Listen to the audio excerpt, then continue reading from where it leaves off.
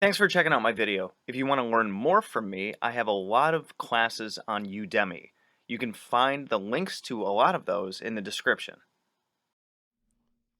Hey everybody. So the camera might shake a little bit because I'm trying to find a way to have the computer right in front of me along with having my notes kind of over in the corner. So if you see me looking a little bit over to the side, then that's why. But I wanted to talk about the goddess Inanna a little bit, and you might know her as the goddess from Sumer in Mesopotamia, and she's actually the first goddess that we have a written record of, thanks to the earliest writer that we have a record of, at least by name. She was a high priestess in Mesopotamia. Her name was Enheduanna, and she was actually a priestess of the moon god, but her main kind of patroness was Inanna. So Inanna was the fertility goddess. She is also a goddess of love and war. She's associated with Venus, and she's the first feminine archetype goddess that we have a record of, where she's kind of seen as, if you can relate it to the Father Sky and Mother Earth kind of ideal, she's the Mother Earth. So her interactions with her consort was seen as creating, you know, life in the spring and the crops and different things like that. And then you can go into the Descent of Inanna myth, where she was, the first recorded story of death and rebirth, 3 days, things like that. Think of the Jesus archetype, but it was actually a woman first. Um, and there's a lot of different stories that tell about her.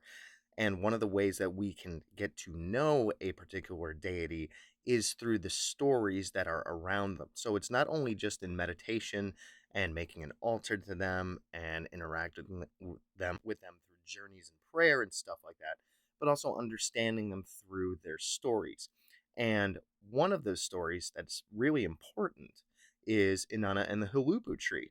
So with the Huluppu tree, we kind of have an archetype of, with this whole story, you kind of have a Genesis esque kind of beginning where it talks about the beginning of the world.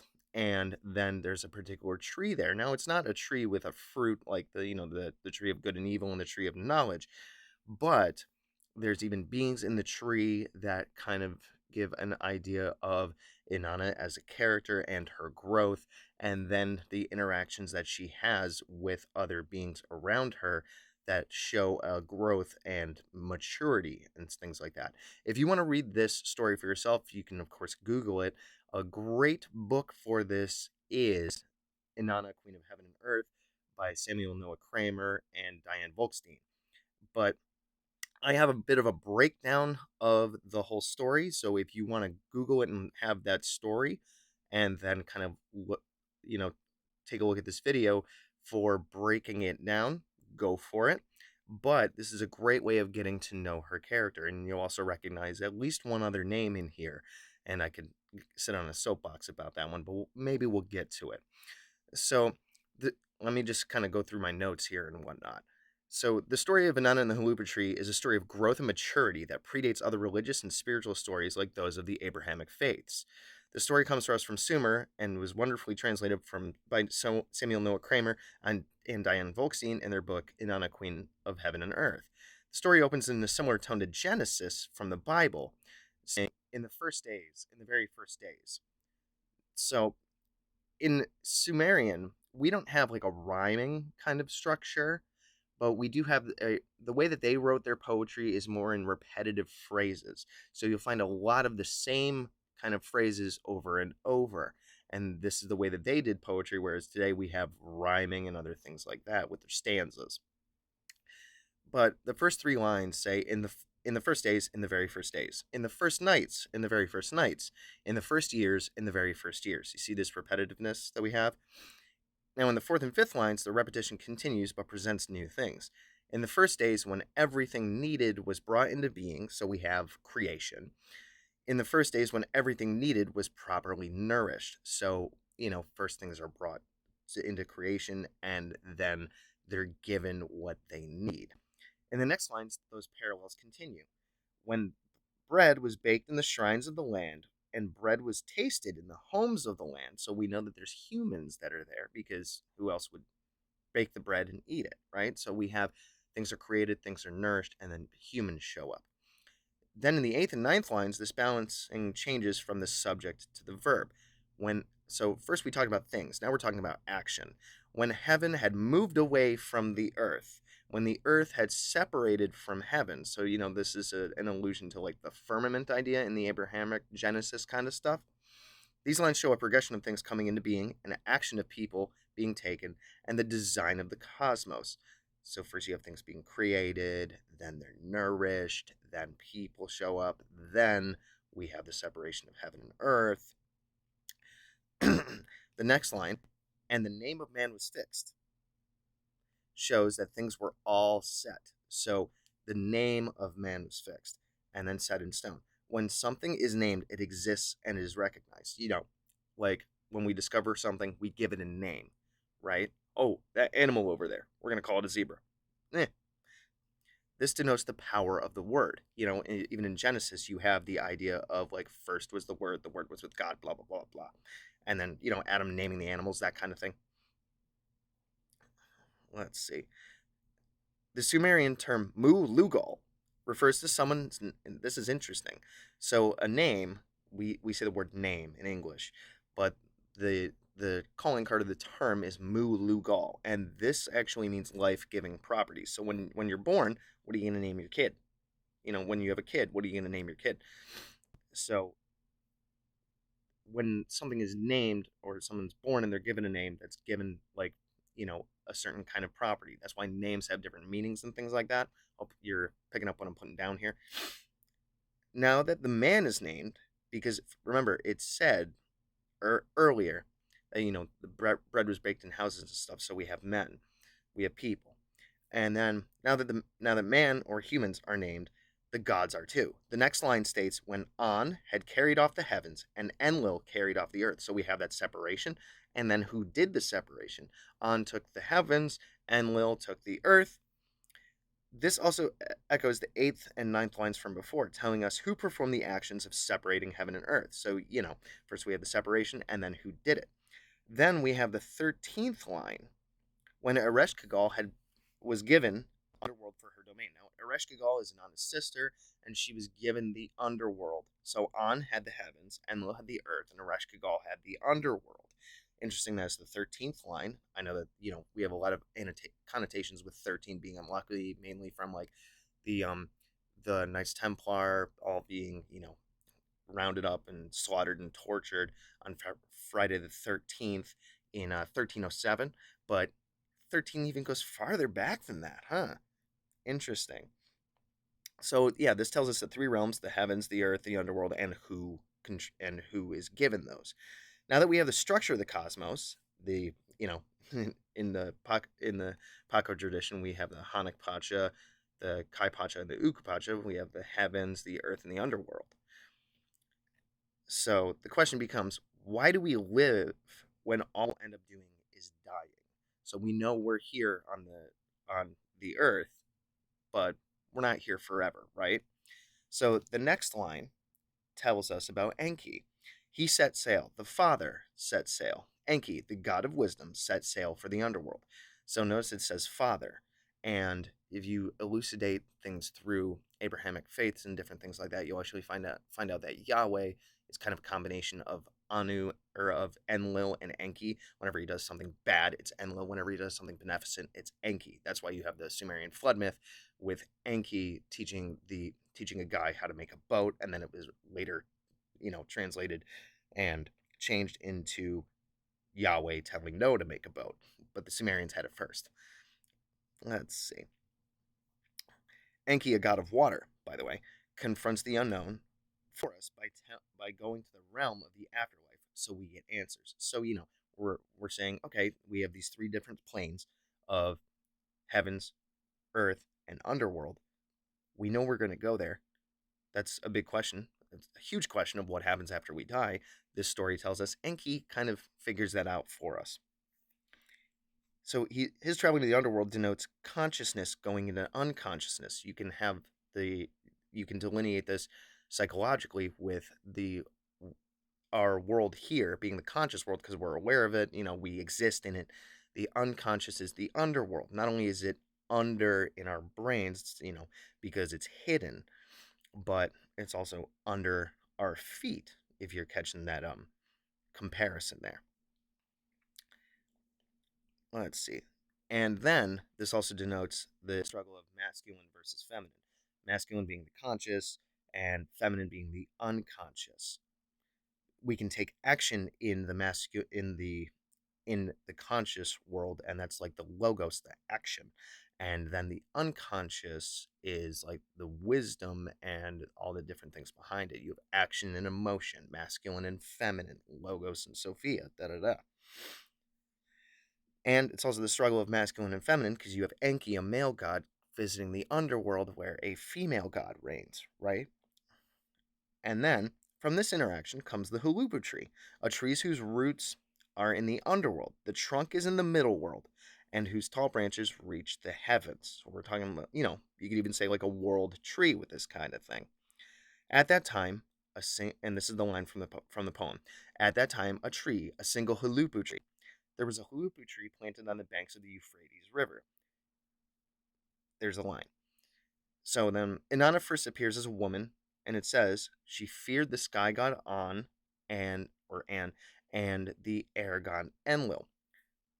So, she already has these fears when she enters in because she's wondering about what's going on in the world. What's up there? What's around here? She's not sure of herself.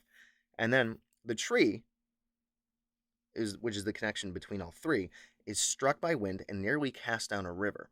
Inanna saves it, telling us that we must care for nature rather than letting the good of it be destroyed. If you think about it, we get everything around us from nature. Everything from this tapestry behind me to this couch to this shirt I'm wearing to this computer, we get it all from nature. We need to take care of it. So she took the tree and desired to bring it to her holy garden in the city of Uruk. When she planted it, she wondered how long it would take to make a throne and bed from it. So Inanna is seen as like the heavenly queen, or and the patron goddess of Uruk, and she wants to claim that divine position, and she wants to make a throne and a bed from it. A throne because that's where they sit and whatnot, and a bed for other reasons with her consort, if you catch my drift. Years went by and the tree grew. Three beings took residence in the tree. So this whole time she's taking care of it, she's watering it. Three things show up in the tree. There's the Anzu bird, a wind spirit called Lilith, and a snake. So, very interesting about this. So, the wind spirit, which we call the Lilith or Lilitu, if you want to get more specific in the Sumerian. This is where the first writing about a Lilith or a Lilitu shows up. Later on in the rejected kind of Genesis-ish story, where you have Adam and Lilith, you have first man, first woman. But Lilith, or the Lilitu from the Mesopotamian myths, is a wind demon. So I think there's more of an elucidation in my notes here. So we're gonna continue. These three beings represent Inanna's desires and fears. The snake represents rebirth because it sheds its skin. Now you find that kind of representation everywhere in so many different cultures. And in the year of the snake, this is something that we should be focusing on, about death and rebirth and shedding, because we could be doing that all year. I'm going to be making some more videos on that. You can also elucidate snakes with serpents and dragons and things like that, but we'll probably get into that in different videos and whatnot. Let me know if you're interested in that down below and what you think about this video so far. But the Anzu bird represents power and knowledge. Think about it. It flies, and so it goes higher than us, higher realms, higher consciousness in the air. Air is intellect and whatnot, so that's why it represents those kinds of things. Lilith represents her desirous side that may go beyond convention, her desires in the bedroom. So take that kind of thing and then compare it to the Hebrew story of Adam and Lilith, where Adam and Lilith were going to go and do things, if you know what I mean. And Adam wanted to be dominant. And Lilith was like, by the way, we're going to elucidate, and I'm going to be on my soapbox here for a minute, but in a lot of the stories, it says that, or in a lot of the interpretations, it says that Lilith wanted to be on top and she wanted to be dominant, and Adam said no, and then she fled because she was like, I'm not going to take your crap. But the actual wording in that, if I may take a sidebar into that myth, is Lilith says, no, we should be eye to eye, meaning she wanted to be equal with him while they were doing creation. And Adam said no, the masculine wanting to overpower and be dominant of the feminine, and she said no. So we already have Lilith in the Hebrew myths being about doing things, if you know what I mean. And then we have Volkstein and Kramer's interpretation of these desires of Lilith being representative of desires that go beyond convention and her desires of the bedroom. And then the tree overall represents her desire for sovereignty, dignity, and maturity, because she has these three things, these three beings in the tree that represent different things that she will hopefully grow into with their different aspects.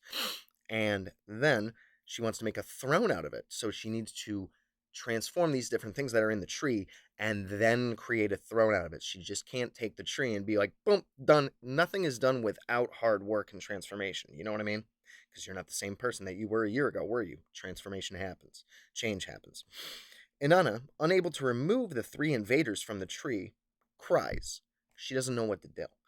She cannot grasp or make sense of these fears and these desires that she has and come to terms with them. So she can't overcome these difficulties that are in the tree, preventing her from creating her throne and taking it. So she cries throughout the night. She asks Utu, the sun god, her brother, and he says, "No, I'm not helping you." Rude. So when the sun, Utu, rises the next day, representing a renewal of consciousness, because we have cycles and different things, light of a new day, a new dawn, the sun dawns, light comes in, a new consciousness, new thoughts, right? Her earthly brother, so she has her godly brother Utu, and then her earthly brother, who's King Gilgamesh, shows up. And he's like, hey, Inanna, what are you crying about? What's the problem? And what follows denotes an interaction and the complementary kind of thing of masculine and feminine and how they can overcome and create things together. And Volkstein says that he's kind of her initiator into maturity. Remember, these three different things in the tree are about her overcoming these things so she can grow into her divine role as the queen and the ruler of Uruk. And Gilgamesh, who is king, is going to help her to do that. So with their interaction, they're going to take care of business and they're going to fix what the problems with the tree with these three invaders. And Gilgamesh fights off the snake, the Lilitu, and the Anzu bird and gets them out of the tree. And then so he's the logos, he's the action. Inanna's the hey, I need you to do something. She has the idea and he's the action. Idea, action, wisdom, action. Logos Sophia. And then once the tree is all good and the three invaders are gone, so he helped initiate her past these difficulties. From the trunk of the tree, he makes her a throne. And then he makes her the bed too. So he helps her to fill her desires. We have this what is it, simpatico, of masculine and feminine working together. And then, so Gilgamesh makes two things. He makes the bed and the throne. And then she looks at the tree and she makes him a drum and a drumstick. And then, so we have these two. They both interact, wisdom and logos, to overcome a problem. He makes her two things out of it that are going to help her, and she makes two things out of it that are going to help him. Their interaction shows the interplay of masculine and feminine energies, with the feminine wisdom being assisted by the masculine drive to accomplish something. Because of Inanna nurturing the tree and Gilgamesh cleansing it, the Huluppu tree, for lack of a better analogy, can now bear fruit. And like I said, it's not fruit like an apple, but it's the drum, the drumstick, the throne, and the bed. The brother and sister have both matured through their interactions with the Huluppu tree because it showed an immature side of masculinity when Utu, the sun god, was like, "No, I'm not helping you. I don't care." And then the mature masculine that was like, "Hey, you got a problem? I'm here. I'm going to help you solve it." The tree would then be used to make it on his throne, and the fruit shared among the people of Uruk. So not only did Gilgamesh and Inanna both get something out of the tree, but then the fruit of it. So this also shows, using resources for everything that they can offer rather than just using one part and throwing the rest of it away. So they take part of the tree, they make the drum, the drumstick, the throne, the bed, and it's still living. So then the fruit goes to feed the people.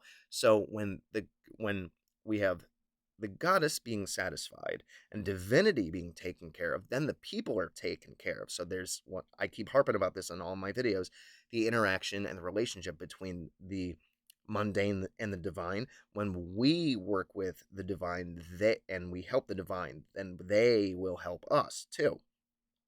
So it's this interaction of goddess and man, because remember Gilgamesh is earthly, so Gilgamesh is a human, and he helps the divine, and then she helps him and his people. It demonstrates bounty, maturity, kingship, and queenship, and teaches us about growth and overcoming fears and difficulties. One of the other things that I can think about is it also shows, well, it shows the interplay between the mundane, us, and the divine, them, but also how we can help them out, the interaction, the interplay between us and the divine, how not only do we help them, but they help us, and how taking care of and helping the divine can also be spread around to all of the people around us. So, in so many different stories and in so many different cultures, they make offerings to the divine, and they do these things for, positive, like good outcome in battle or good crops this year and things like that. So when we do those things like making offerings and things like that, then they will then turn around and be like, you help me, I'm going to help you. Same kind of thing with if you look at the Demeter and Persephone myth, where when Persephone is taken by Hades, and by the way, the Demeter and Persephone myth is a further elucidation of Inanna's descent into the underworld, just, game of telephone by the Greeks. When Demeter goes to all the gods and is like, "Hey, where's my daughter?" and everybody plays stupid. "Oh, we don't know." She's like, "Tell me where my daughter is, or I'm not going to make food for the people. And if I don't make food for the people, you don't get offerings. And if you don't get offerings, you suffer." And then the gods are like, "Oh no, we can't have that. We need offerings from humans." So Hades took her in the underworld. There she is. Okay, cool, don't stop making crops, right? So even that shows that there's an interplay and that we need divinity to help us, but they need us too. There's an interplay. We're not just subject to them. They need us. They need relationship. They need different things from us. That's why you could even like I love the way that it's portrayed in the TV show Supernatural, where there's a bunch of these lower gods that they've lost their power and their position because not a lot of people worship them anymore. And the way that divinity gets power is from how many people worship it. That's why you have Chuck, or, he's like a Yahweh type figure. Of course, he's the Marvel because he's got the most people worshiping him. You know what I mean? So, yeah, very long elucidation on Inanna and the Huluppu tree. Anyways, let me know what you guys think about this one. If you want me to explore other myths about not only Inanna, but a bunch of other gods and goddesses, I've actually been thinking about going through all the different stories and tales in Inanna, in the book Inanna, Queen of Heaven and Earth, and making a huge breakdown of them. Let me know what you think about this one if you want me to do more of these, because I could even branch out into other myths and other stories and whatnot. But yeah, by the way, my latest novel came out. It's called A War of Voices. Check it down in the description. It's basically taking It from Stephen King, Stranger Things, and Words on Bathroom Walls, and puts them into a blender. Really, really great fantasy novel, if I do say so myself. Anyways, let me know what you guys think about this one, and if you want more videos like this. Good hunting.